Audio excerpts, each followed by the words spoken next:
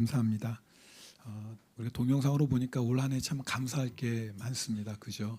또 특별히 교회 내부 공사도 하고 또 여러분들 힘들고 어려운 가운데도 마음을 모아주시고 또 이렇게 교회를 사랑해 주셔서 감사합니다. 오늘은 2024년 한 해를 감사하는 추수감사 주일입니다. 눈에 보이는 곡식 또 과일 또 채소로 이렇게 감사의 제단을 쌓았습니다. 사실 감사할 게 얼마나 많습니까?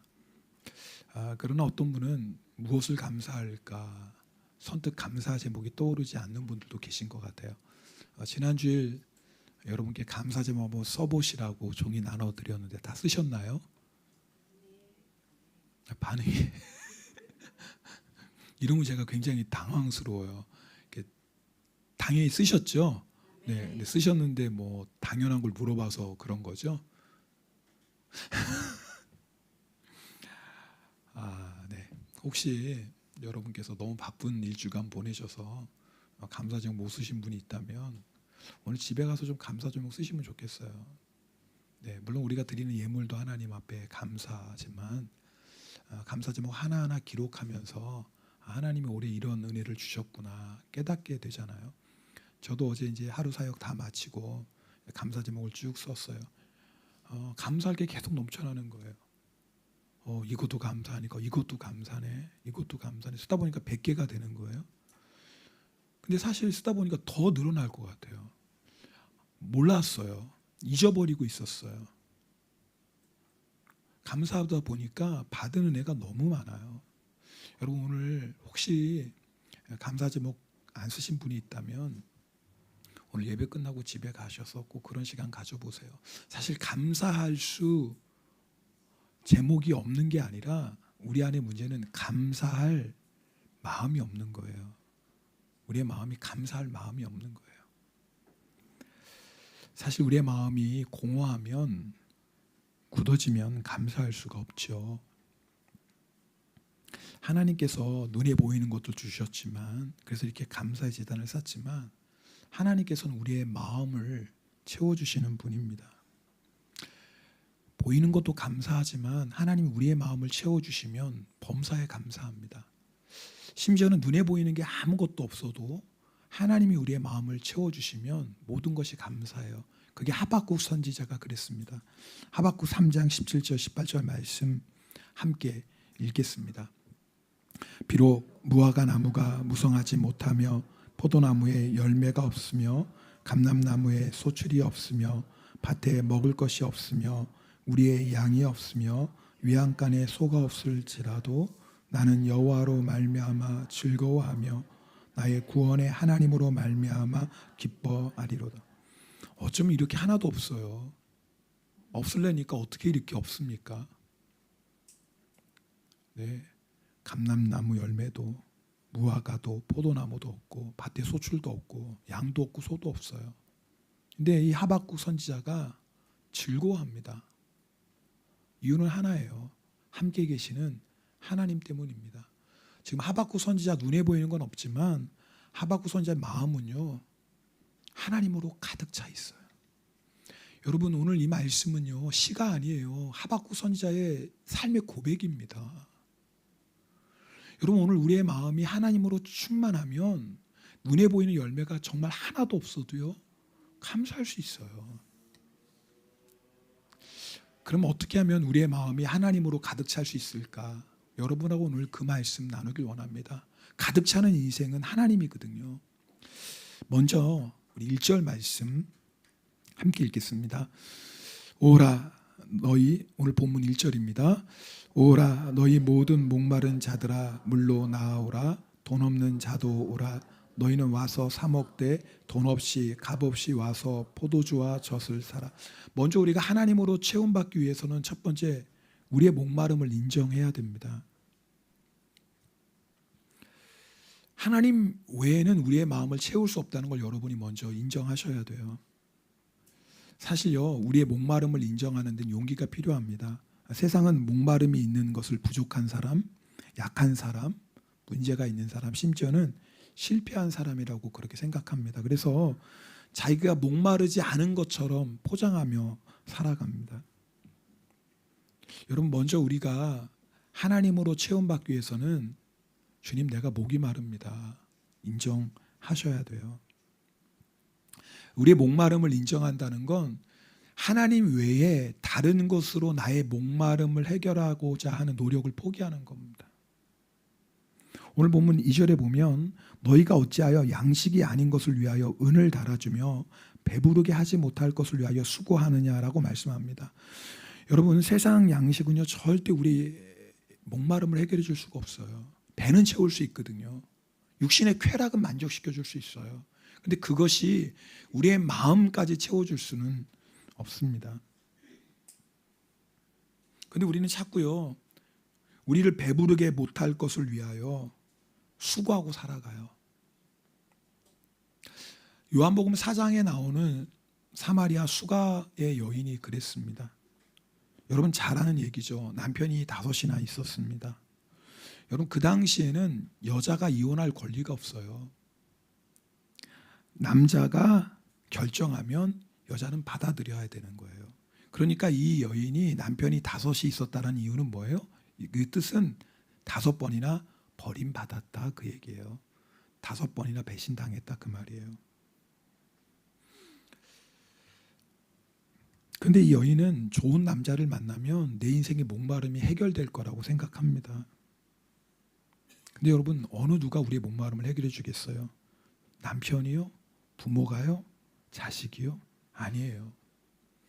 그런데 이 여인은 좋은 남자를 만나면 내 목마름이 해결될 거야. 헛된 수고를 계속하며 살아갑니다. 여러분 생각해 보세요. 새로운 남자를 만날 때마다 내가 다시는 버림받지 말아야지. 얼마나 애쓰고 수고했겠어요? 그런데도 또 버림받는 거예요. 우물가에서 예수님을 만났을 때는요 결혼도 하지 못하고 다른 남자와 살아가고 있어요. 너무 부도덕한 여인이 아닌 거예요. 너무 인생이 목마른 여인인 거예요. 불쌍한 여인인 거예요. 여러분 사실 많은 사람들이 방법은 다르지만 이 여인처럼 목마른 것을 해결하려고 살아갑니다.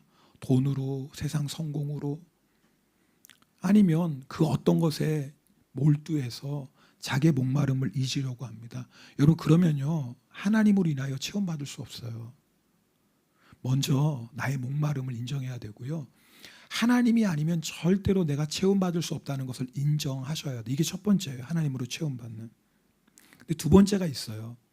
나의 갈급한 목마름을 인정하는 것뿐만 아니라 그 목마름을 해결하기 위해서 하나님께 나아가야 돼요. 오늘 여러분 우리가 예배 자리에 나왔습니다.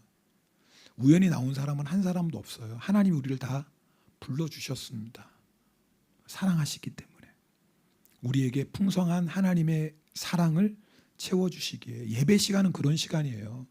예배 시간은 주님, 내가 주님 외에는 내 영혼을 만족할 수가 없습니다. 주님 저에게는 주님이 필요합니다.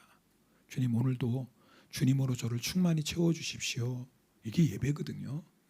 여러분이 예배 시간에 오늘 하나님 앞에 나왔잖아요. 마음의 문을 활짝 열고 정말 사모하면 하나님께서 반드시 우리를 채워주십니다. 근데 우리를 채워주시는 세 번째 방법이 있어요. 그게 뭐냐면 하나님이 하나님의 사랑 우리를 채워주시는데 그 방법이 뭐냐면 예수 그리스도예요. 하나님이 우리를 채워주시는데 예수 그리스도를 통하여서만 채워줘요.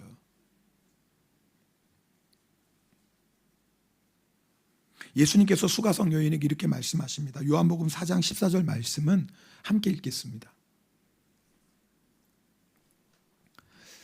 같이 읽습니다. 내가 주는 물을 마시는 자는 영원히 목마르지 아니하리니 내가 주는 물은 그 속에서 영생하도록 솟아나는 샘물이 되리라. 예수님이 우리 안에서 영생토록 솟아나는 샘물이 돼요. 이 여인이 자기 인생의 목마름을 해결할 길이 없었어요. 예수님이 찾아오셨어요, 이 여인을. 그리고 예수님 그분이 여인의 목마름을 해결해 줄 수 있는 유일한 분이라는 걸 말씀해 주는 거예요. 여러분 오늘도 예수 그리스도 그분을 나의 주님으로 영접하면 주님께서 우리 안에 영원토록 솟아나는 샘물이 되십니다. 이 여인이 목마른 인생을 살았던 이 여인이 사람들의 손가락질, 사람들의 조롱이 무서워서 한낱 가장 뜨거운 시간, 아무도 다니지 않는 그 시간에 우물가에 왔거든요. 근데 예수님을 만나고 나니까 그 목마름이 채워지고 나니까 얼마나 기쁜지 물동이를 버려두고 내 인생의 목마름을 해결하려고 했던 모든 노력을 다 내려놓고 마을로 달려가요. 예수님 만났다고. 내 인생의 목마름을 해결해 주는 주님을 만났다고. 그럼 왜 예수님만이 우리 인생의 목마름을 해결해 줄 수 있는 유일한 분인가요? 이유가 있어요. 예수님만이 우리의 죄를 해결해 주시는 분이기 때문에 그래요. 오늘 제가 추수감사절 설교하면서 사실 오늘 교회 초청에 오신 분들 계시거든요. 또 정말 오래간만에 교회 나오신 분들 계세요. 그래서 사실 가장 중요한 예수님 설교를 하는 거예요. 예수 그리스도를 내 마음에 영접하면 내 모든 죄가 용서받습니다. 이게 왜 중요하냐면 하나님과 우리는 아버지와 자녀의 관계인데 죄로 인하여서 하나님과 우리의 관계가 깨어졌어요. 그래서 하나님이 우리의 마음을 채워주실 수가 없는 거예요. 죄가 막힌 담이 되었어요. 죄의 문제를 해결하지 않고는 절대 하나님이 주시는 그 놀라운 사랑을 우리가 받아들일 수 없어요. 그 죄를 해결하기 위해 오신 분이 누구예요? 예수 그리스도세요. 그래서 우리의 마음을 채울 수 있는 유일한 방법은 예수님 그분밖에 없어요. 예수님 그분을 영접하면 하나님과 우리 사이에 막힌 담이 무너져요. 할렐루야. 그리고 하나님이 주시는 그 놀라운 은혜와 사랑으로 체험받는 거예요. 제가 어느 일본 중년 남성에게 전도할 때 예수 믿으면 죄 용서받습니다. 그리고 영원한 생명을 얻습니다. 복음을 전했더니 그분이 정말이냐고. 예수님 믿기만 하면 정말 그런 거냐고. 그러나 그분은 예수님을 영접하지 않았어요. 믿을 수 없다는 거예요. 이렇게 좋은 건데. 진짜 믿기만 하면 죄 용서받고 진짜 믿기만 하면 영생 얻느냐고. 이렇게 귀한 걸 그냥 믿는 이유 하나만으로 얻는다는 게 믿어지지가 않는 거예요. 여러분 일본 사람들 그 말 있죠. 타다요리 콰이모노와 나이. 그죠? 공짜처럼 무서운 게 없어요. 일본 분들. 공짜는 뭔가 수상한 거야. 구원도 그런 거예요. 예수님을 믿기만 하면 용서받고 예수님을 믿기만 하면 영생 얻는다는 게 수상한 거야. 뭔가 있겠지. 처음엔 그러다가 나중에 집 팔아라 그러겠지. 뭔가 있겠지. 어떻게 이렇게 놀라운 게 그냥 공짜야. 맞아요. 공짜 아닙니다. 이렇게 놀라운 게 어떻게 공짜겠어요. 공짜 아닙니다. 값을 지불해야죠. 그럼 도대체 얼마를 지불해야 돼요? 내 죄를 용서받고 영원한 생명을 얻으려면 이렇게 귀한 걸 얼마 정도 지불하면 얻을 수 있을까요? 우리 시편 49편 7절 9절 말씀을 함께 읽겠습니다. 아무도 자기 형제에 구원하지 못하며 그를 위한 속전을 하나님께 바치지도 못할 것은 그들의 생명을 속량하는 값이 너무 엄청나서 영원히 마련하지 못할 것임이니라.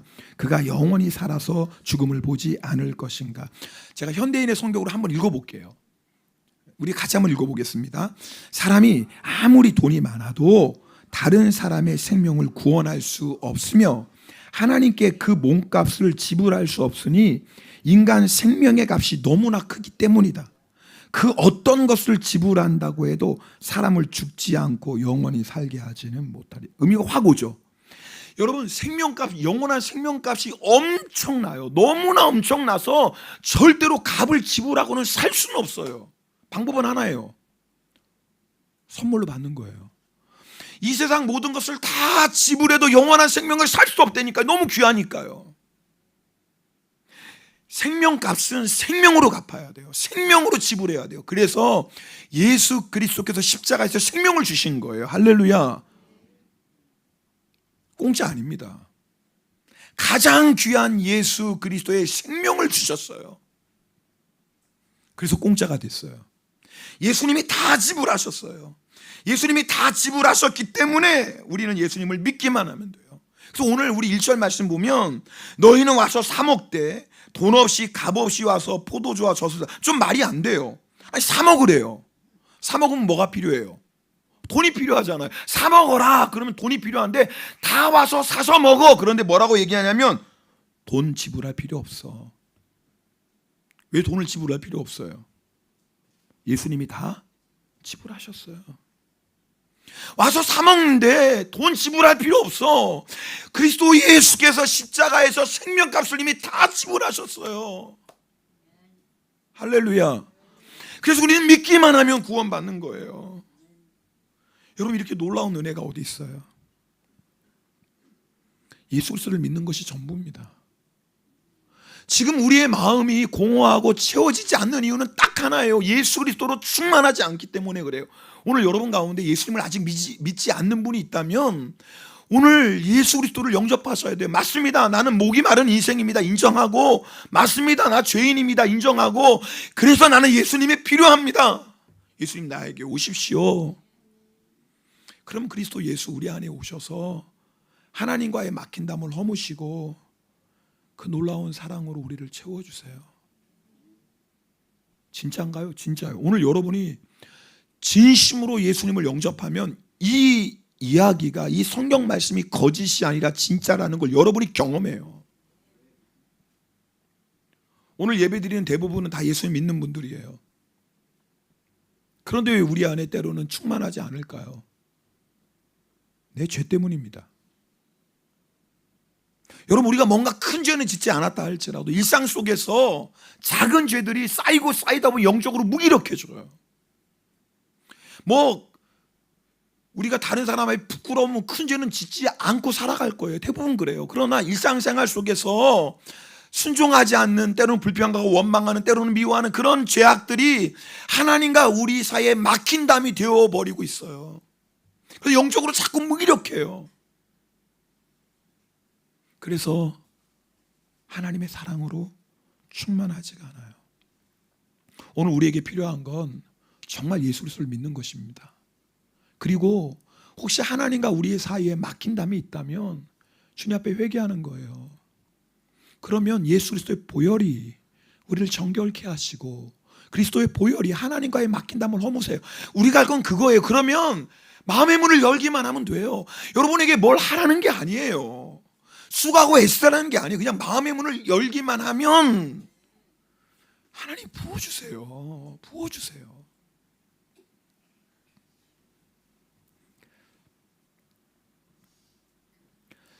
제가 예전에 여러분하고 한번 나눈 적이 있습니다.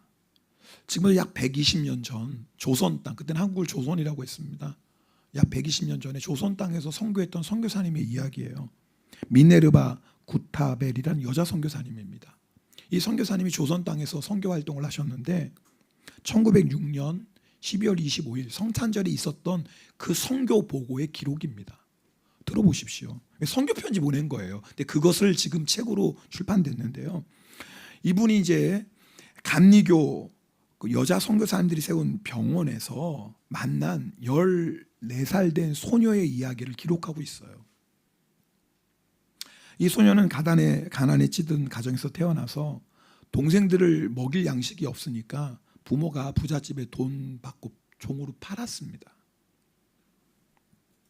하루아침에 종이 된 거예요. 근데 주인 사람들이 참 악한 사람들이었어요. 먹을 것도 제대로 주지 않고 때리고 추위 가운데 일을 시키는 거예요. 결국 이 소년이 두 손과 발 하나에 동상에 걸렸으니 일할 수가 없잖아요. 그래서 선교사들이 운영하는 병원에 맡긴 거예요. 빨리 동상이 좀 고침받고 일 시켜야 되니까. 근데 8개월 동안 병원에서 열심히 치료받지만 결국 동상을 고칠 수가 없어 두 손과 발 하나를 자르게 됩니다. 이 소년이 그 병원에서 1년 가까이 있으면서 예수님을 믿게 돼요. 그리고 첫 번째 이제 크리스마스라는 걸 맞이하게 된 거예요. 그때의 이야기입니다. 성탄절 행사가 다 끝나고 이 소녀가 선교사님께 묻습니다. 선교사님, 곧 본국으로 돌아가시나요? 그래, 일주일 후에 돌아가. 크리스마스 장식과 우리 모두에게 선물을 보내주신 분들, 선교사님 친구분들 만나게 되나요? 그럼 이 소녀의 이름이 뭐냐면 옥분이에요. 너무 이름이 좋죠? 옥경이가 아니라 옥분이. 웃으라고 했는데 안 웃으면 조금.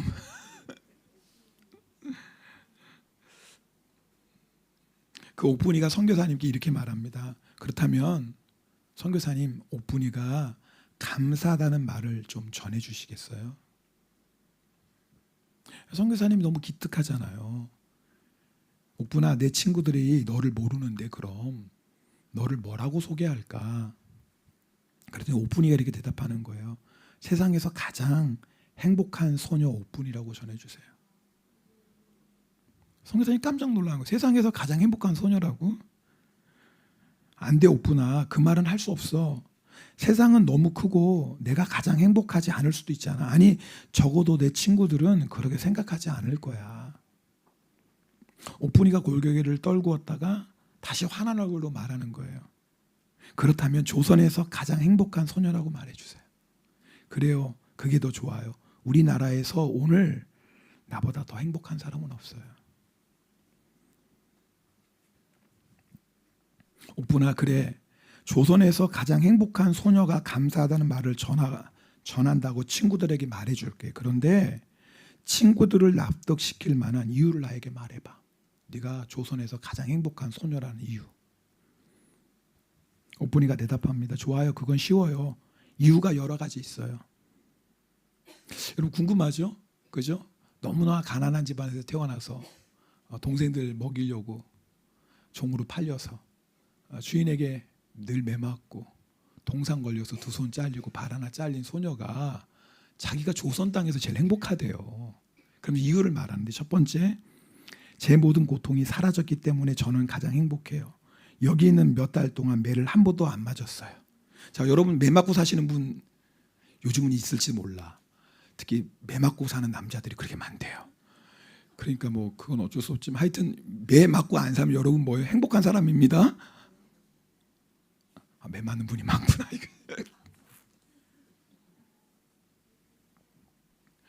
두 번째, 이곳에 온 후로 배고픈 적이 없어요.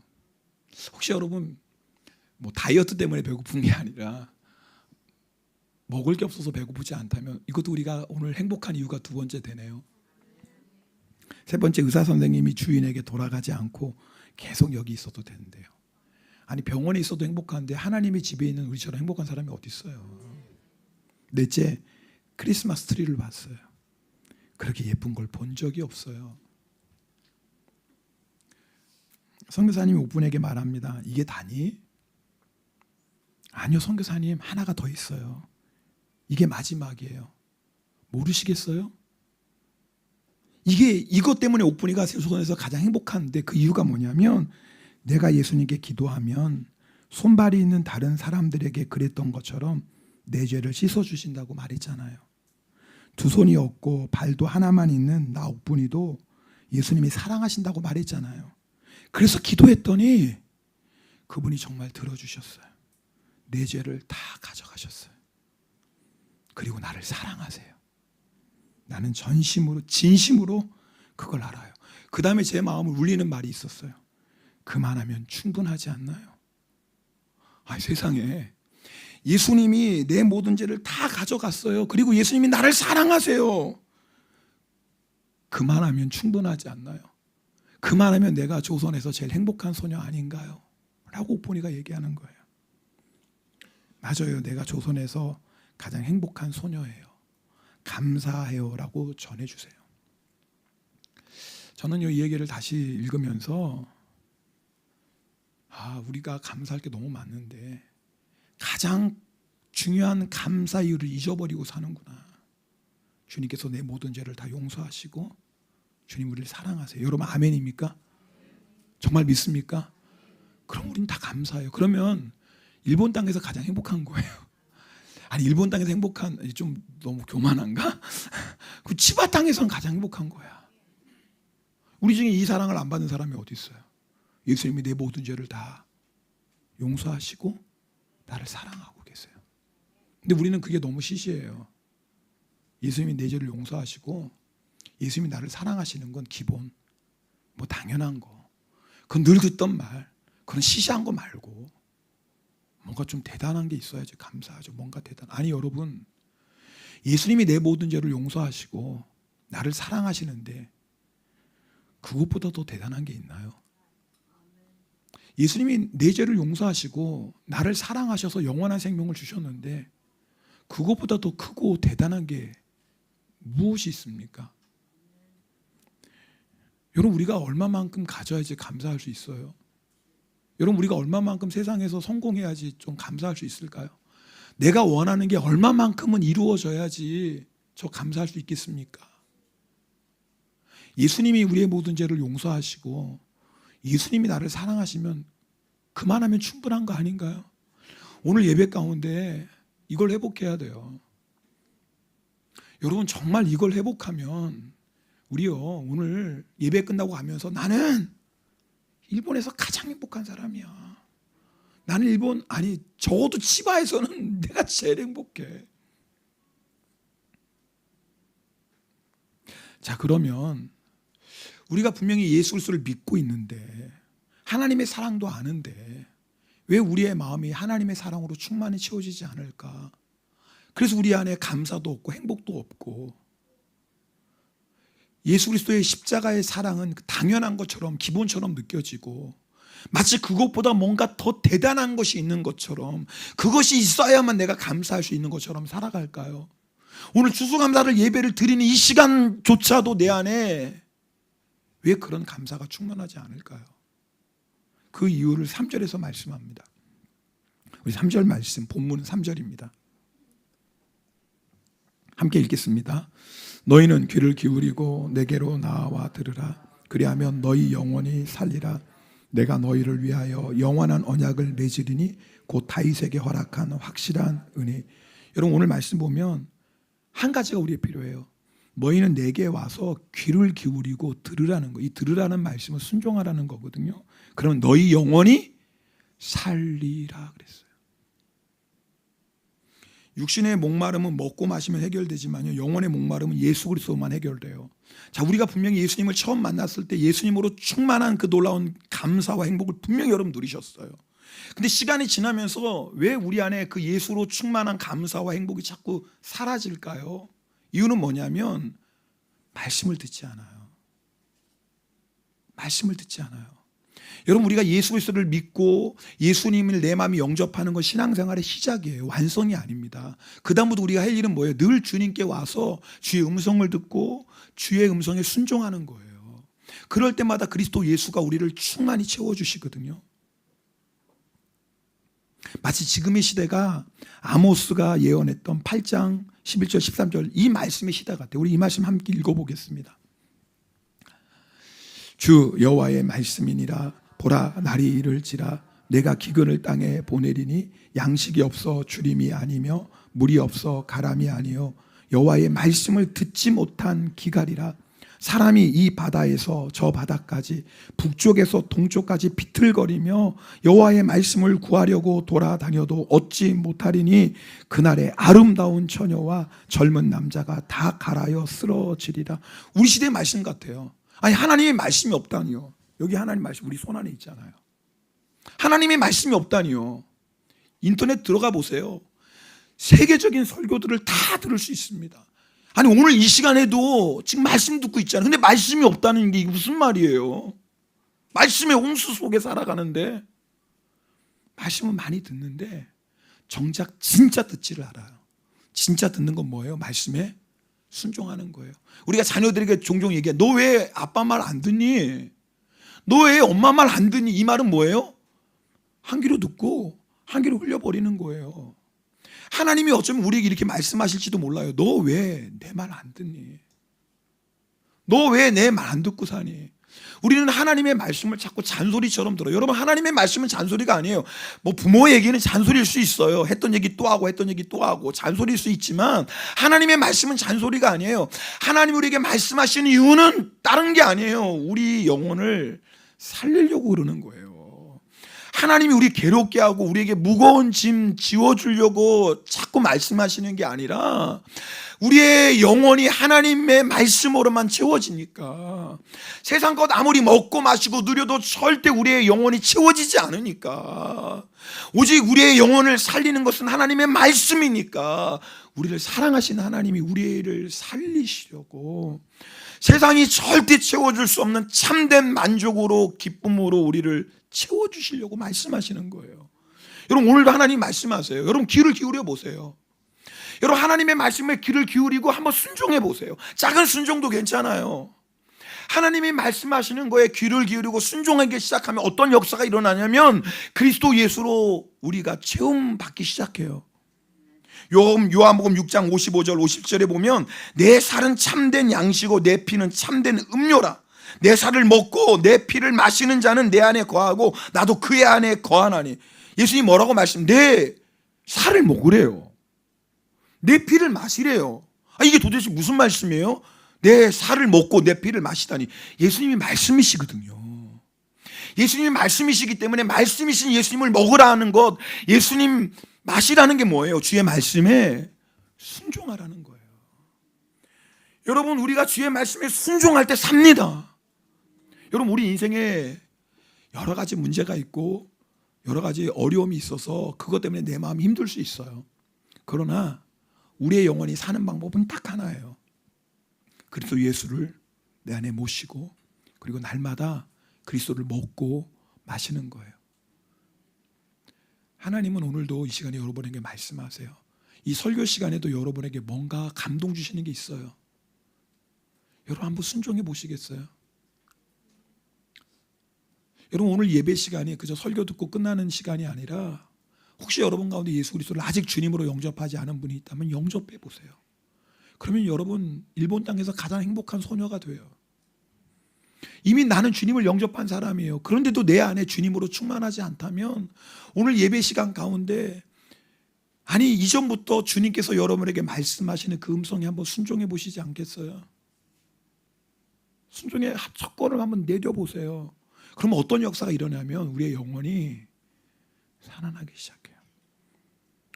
여러분, 아무리 아름다운 처녀도 아무리 건강한 남자도 그 영혼의 공고함은 우리의 힘으로 해결할 수가 없어요. 오늘 추수감사 주일입니다. 하나님 앞에 감사드리는 날입니다. 어떻게 감사해요? 하나님께서 우리 안에 그리스도 예수의 십자가의 사랑으로 충만히 채워주셔서 감사할 수 있습니다.